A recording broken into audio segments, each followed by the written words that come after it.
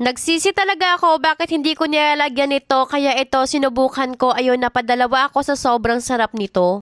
Sobrang fresh nito, mas fresh pa sa blush on ko dahil lahat ng to ay homemade. Unahin na natin sa paggawa ng fresh na lumpia wrapper. Naglagay ako ng 2 pirasong itlog, 1 cup and 1/2 cup na water, kaunting asin, 3 tablespoon na oil tapos haluin mo lang to ng maigi. Ito okay na kaya ilagay na natin yung 1 cup na all-purpose flour, 1 tablespoon na cornstarch tapos haluin lang ulit to ng haluin hanggang wala na itong buo-buo. Dapat yung texture nitong ating lumpia wrapper, yung buttery talaga siya katulad niya para hindi tayo mahirapan kapag ilalagay na to sa kawali, mas mabilis siyang kalatin at hindi makapal. Okay na lahat ng lumpia wrapper kaya dito sa isang pan nagsaute na ako ng garlic onion, nilagay ko na yung ground chicken, tapos haluin lang to at lutuin ng maigi. Ilagay ang singkamas, carrots, bagu beans, tapos repolyo at haluin lang to. Titimplahan din natin yan ng kaunting asin, paminta at maglalagay tayo ng oyster sauce. Ayan no, itabi na natin to dahil gagawa naman tayo ng sauce. Nag-roast lang ako ng peanut dito, tapos kapag nag-brown na yan at medyo nag-oil na, ilipat mo na sa blender at i-blend mo lang to. Kinuha ko yung kalahati dito dahil ilalagay natin yan mamaya sa loob at i-garnish. Tapos yung kalahati naman ginawa kong peanut butter. Kaya gawin na natin yung sauce. Maglagay tayo ng 2 cups of water, 2 tablespoon cornstarch, soy sauce pampakulay, oyster sauce, paminta at yung ginawa natin na peanut butter. Ready na lahat ng kakailanganin ko kaya sinimulan ko na kaagad magbalot ng fresh